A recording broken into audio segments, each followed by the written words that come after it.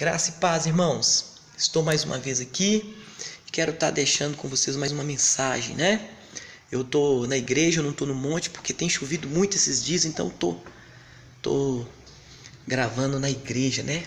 É até bom que vocês conheçam um pouquinho da igreja. Eu estou na parte de cima, na área da galeria, e eu quero estar falando para a liderança.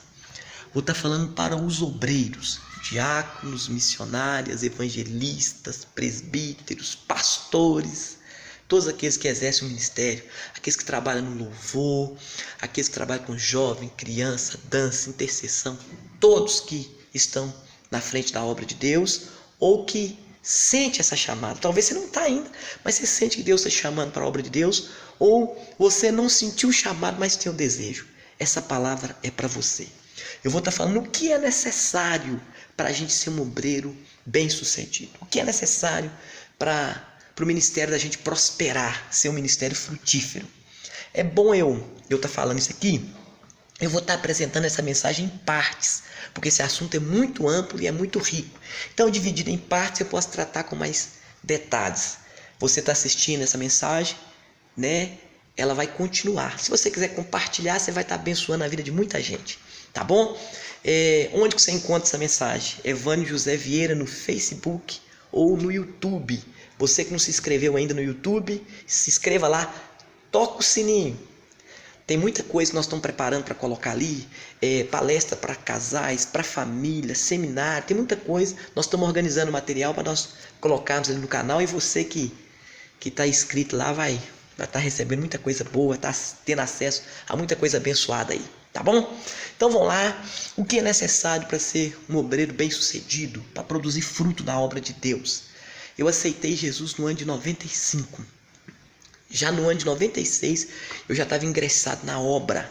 Nesse tempo eu já trabalhei com adolescentes, com jovens, com escola dominical, né? Já fui auxiliar do pastor Elias, auxiliei o pastor Elias no Corpo das Calçadas.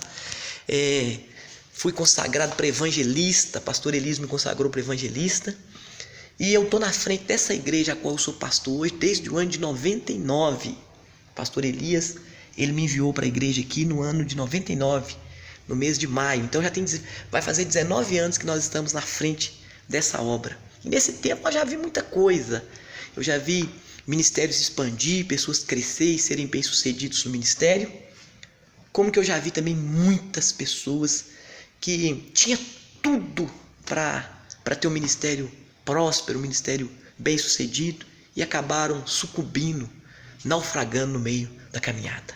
Então eu vou estar apresentando aqui alguns princípios que são essenciais para a gente não naufragar, para a gente permanecer firme e dar fruto na obra de Deus. Quando eu assumi essa igreja no ano de 99, eu lembro que eu fiz uma reunião. Nessa reunião tinha 8 pessoas, e essas 8 pessoas representavam a igreja. Tinha 2 dias que eu estava aqui.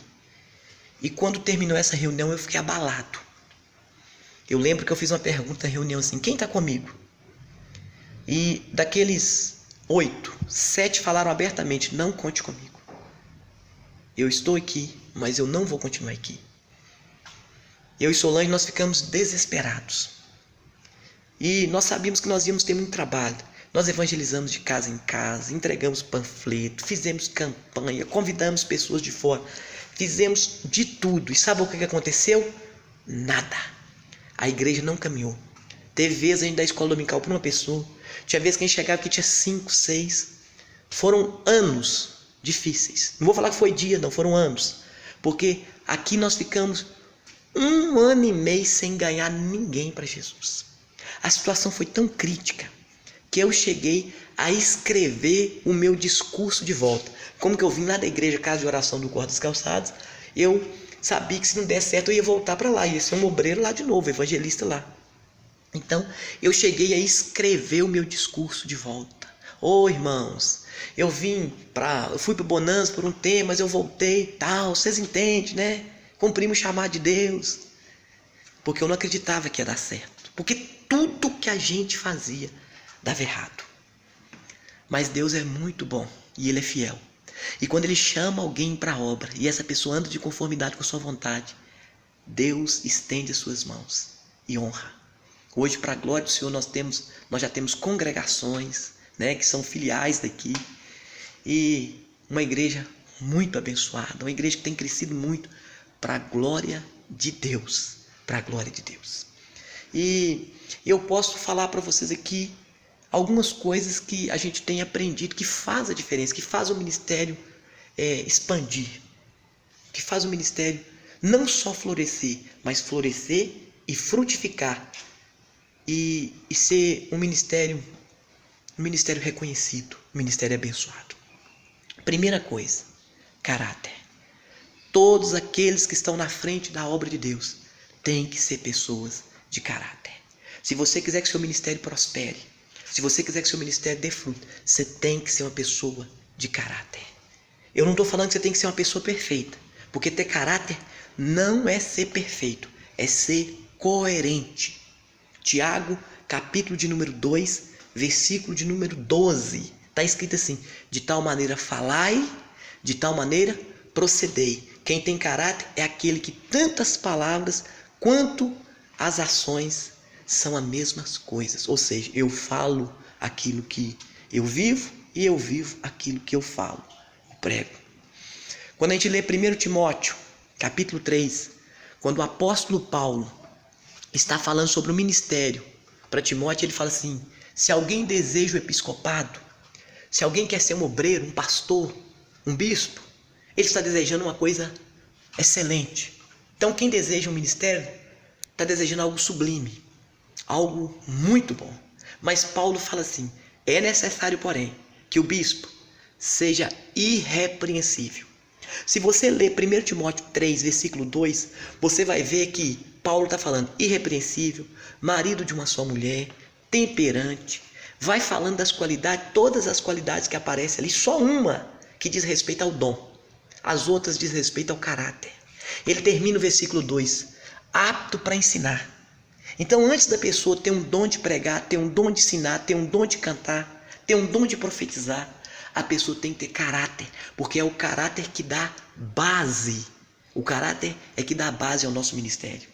Muitos, por ter um caráter fragilizado ou por não cuidar do seu caráter, perderam o ministério. Então, se você quiser ter um ministério frutífero, um ministério próspero, um ministério bem-sucedido, você tem que ser uma pessoa de caráter. Você não pode ser uma pessoa mentirosa, você não pode ser uma pessoa mentirosa, você não pode ser uma pessoa descontrolada, você não pode ser uma pessoa que abra sua boca irrefletidamente, que fala demais. Você tem que guardar o seu caráter. Amém? Todas as pessoas que têm um caráter, que são chamadas por Deus e que têm um caráter irrepreensível, que andam em obediência, essas pessoas são honradas por Deus. Segundo, o que é necessário para ter um ministério frutífero? É necessário ser uma pessoa perseverante. Sabe por que muitas pessoas não têm resultado na obra de Deus ou não vê o resultado? Sabe por quê? Porque não são perseverantes. Na obra de Deus as coisas não acontecem da noite para o dia. Existe um tempo, está escrito na palavra, há um tempo determinado para cada propósito. Enquanto não chegar o tempo de Deus, você não será honrado. Então não seja precipitado, seja perseverante. Qualquer calúnia você desiste. Criticou sua voz, criticou seu ritmo, falou do louvor, você quer desistir. Falou dos seus filhos, você quer abandonar o ministério. Obra de Deus não é fácil mesmo não, mas nós temos que perseverar até o fim, gente. Está escrito no Salmo 126 assim: aquele que sai andando e chorando enquanto leva a semente, ele voltará trazendo seu feixe. Agora pensa, esse sair andando até chegar no dia de voltar trazendo feixe é um tempo, e nós só vamos conseguir cumprir esse tempo se formos perseverantes.